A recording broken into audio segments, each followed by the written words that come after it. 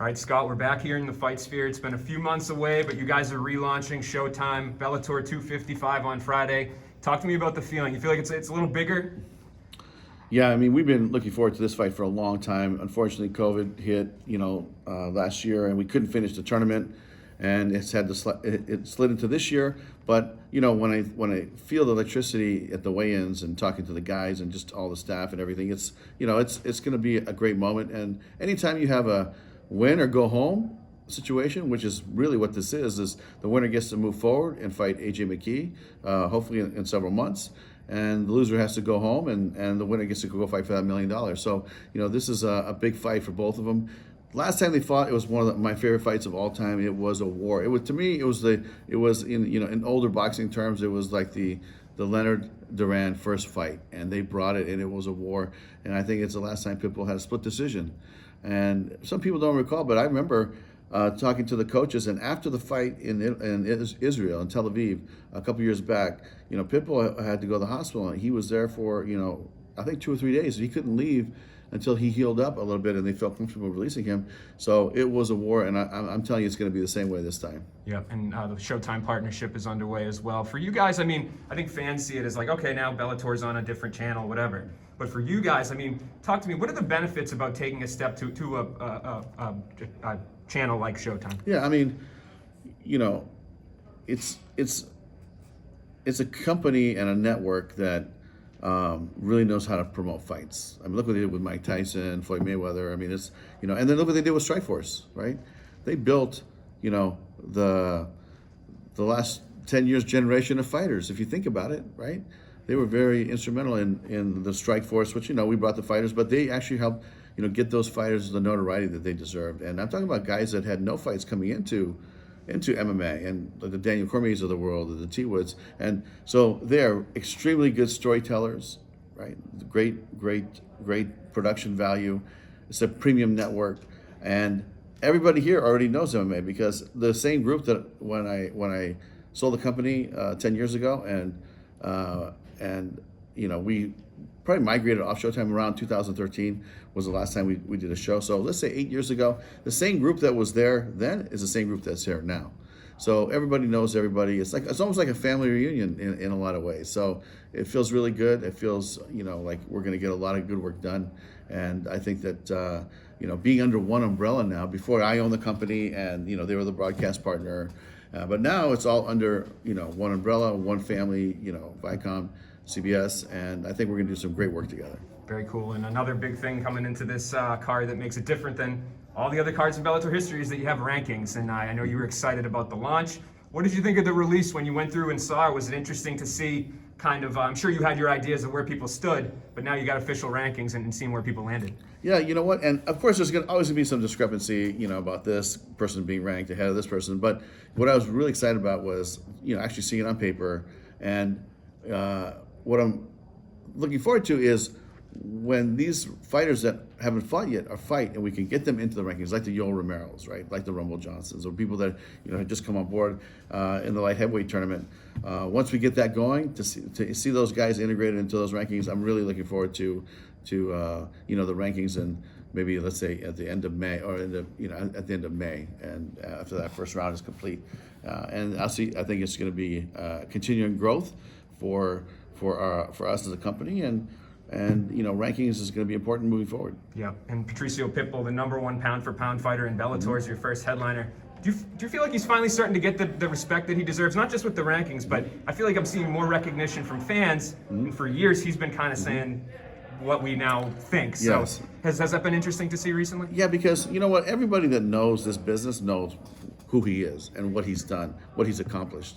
And to see him get that notoriety for the let's say the not the hardcore fans, but the fringe fans and just average fans of sports, and I think that he deserves it, and I think a lot of it really is going to be how he performs tomorrow night too, because you could have a great legacy. This is a guy that has done it all.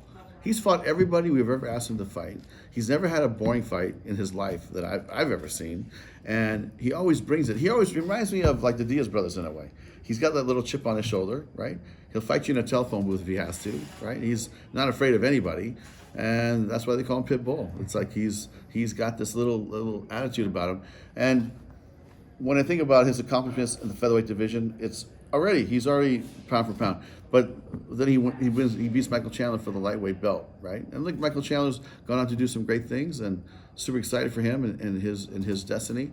But Pitbull can say, if Michael wins the belt, Pitbull can say, Michael, he beat Michael Chandler, and that's just how the sport is. It's like, if you win, then you're the guy, and if you lose, it's on to the next guy. So when I think about his accomplishments, it's something that, as a promoter, I'm very proud to see him always fight, and I'm proud to have him as a pound for pound number one, because he deserves it. Yeah, and you mentioned I was going to bring up Michael Chandler later, but since you brought him up now, fighting for a UFC title, vacant title in May. What do you think? Was that kind of what you were expecting when he went over there? Were you surprised how quickly this has happened? I mean, listen, Michael is homegrown here, right? And he's had a ton of fights, and I'm not surprised at all, because to me he was our world champ for a while until he got beat by Pitbull. So to me, I always felt like, hey, if he's going to go over there, I told him my last conversation with him was, hey, when you go over there, you got to go get that belt. Go kick some ass and go beat up everybody and get the title. And did I think he's going to do it in 2 fights? No, but you know what? I'm happy for him. He's proven himself, and it's something that I always look at like this. To me, that's going to be a Bellator versus UFC fight, right? It's like, okay, you have Michael fights for the UFC, but he's homegrown here, and we've always known his talent. So when he knocks that kid out, or whoever he's fighting, then he's going to be the champ. Pitbull will always have a claim, because he beat Chandler. Yeah, and with that event, something that's interesting is that the UFC is holding shows with fans again. Is that something that you guys have started to explore? Those states like Florida, Texas. What's kind of the timeline for seeing butts back in the seats? There is light at the end of the tunnel now, but we're going to take a beat and see how things open up, not just in those 2 states or 3 states or 5 states that have opened up, but we're going to wait to see how it opens up across the country. And I think that because there is light at the end of the tunnel here, and we can see it, I want to make sure that we don't just respond and do something that creates some super spreader event. When it's safe, we'll go. And this is a big company, and there is a COVID task force that we adhere to. So we're going to see what they say, and we've already inquired about doing fights outside the sphere, and they are looking into it and making sure that we're heading in the right direction. And upon their guidance, we'll decide what we do. Circling back to this weekend's card, I want to talk to you about the welterweight division co-main event, Neiman Gracie versus Jason Jackson. Both guys kind of seem to think that this fight will put them, kind of up there for a title shot. Do you view this as a title eliminator, or is it a wait and see scenario? When Ed Ruth and Jackson fought, it really showed me what this kid has. Right? He's got a great stand-up game, but he also has some good wrestling defense and some submission defense. So this is going to be a very interesting fight. But the winner, if the winner looks really good, then that could be an interesting matchup for Lima.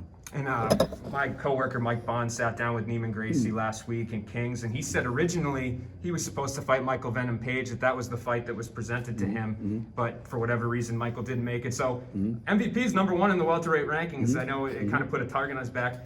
What's he up to? What's his status? When can we see him back? Yeah, I think we offered him this fight a couple months ago, but London is still shut down right now, and that's the issue. And he felt he didn't have enough time to train, and there's nobody to roll with, and he didn't feel comfortable taking a fight at this level without the proper training. So we're just waiting for him. When he's ready, we'll put him right in there. There is an issue with getting some of the fighters over here from the UK. But Michael's already been cleared to come in, so he'll be fine. When he's ready, we'll be ready. Yeah, and the champion in that division, Douglas Lima, is there anything lined up for him? I know Amasov's not booked. Page, you said, is kind of trying to get in. Is he have a fight? Are we going to see him soon? Yeah, I think we'll have an announcement here in a couple of days about his fight. Nice. Awesome. And Gegard as well. So cool. We'll have a good 1-2 punch in the summer. That's great. And one other thing that happened since the last time we spoke was Fedor Emelianenko had a bout with COVID. I know that was reported. Have you spoken to Fedor? Is he doing better? I feel like we haven't really seen many updates with him. Yeah, you know what?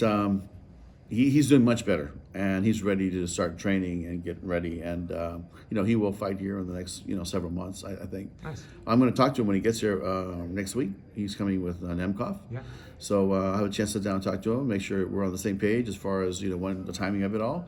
But I'm thinking late summer, maybe early fall, you'll see Fedor in the cage again. Very cool. And this is like everybody's favorite segment, the free agents. There's a few that have emerged since over the last couple of months. One of which has been vocal, saying that he's been speaking with you guys as Junior Dos Santos. He said you guys have talked. Yep. Is he a guy that you're interested in? Here's what I told Alistair and Junior Dos Santos managers is like, look, we're not gonna sign these guys to like a 2-year 6-fight deal or build them up to the. They've already done everything. They've already proven themselves. They are legends in the sport already.